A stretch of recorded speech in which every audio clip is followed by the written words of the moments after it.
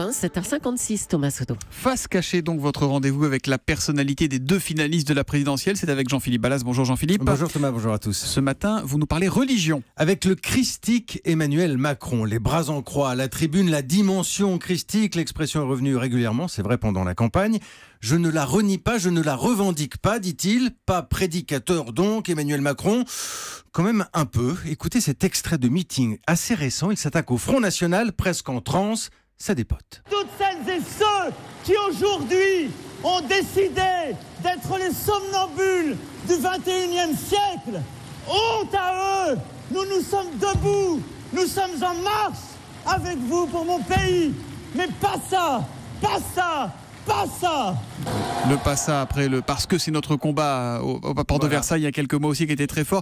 Effectivement, un côté évangéliste, presque mystique. Il est croyant, Emmanuel Macron ? Alors, il raconte qu'il s'est fait baptiser à l'âge de 12 ans. C'était un choix personnel, dit-il. À l'époque, il est à l'école chez les jésuites, alors que dans sa famille, l'éducation est plutôt laïque. Alors aujourd'hui, Emmanuel Macron, pratiquement, on l'a pas vu sortir de la messe, par exemple. En tout cas, c'est pas quelque chose qu'il met en avant. Bon, et Marine Le Pen, alors est-elle croyante ? Extrêmement croyante. C'est ce qu'elle dit au journal La Croix, le quotidien catholique. Elle parle de nos racines chrétiennes régulièrement, ça fait partie de ses éléments de langage.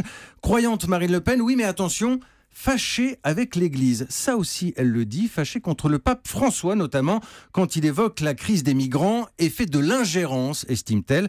J'ai retrouvé cette vidéo où Marine Le Pen répond au journal Famille chrétienne. Je suis évidemment radicalement en désaccord lorsqu'il fait de la politique. C'est-à-dire que lorsque, au lieu d'en appeler à la charité individuelle, il développe l'idée que cette charité devrait être nationale et faire fi des considérations d'intérêt national, notamment lorsqu'il évoque l'accueil des migrants. Marine Le Pen radicalement en désaccord avec l'Église française. Il répond quoi, le pape François ? Il répond rien ou presque. Il dit qu'il ne comprend pas la politique française, en tout cas qu'il ne la connaît pas assez aujourd'hui pour avoir un avis éclairé sur cette élection. Voilà, Jean-Philippe Ballas qui nous éclaire sur la personnalité, la vraie personnalité des candidats tous les matins et qui revient demain avant 8h pour Face Cachée. À demain, Jean-Philippe.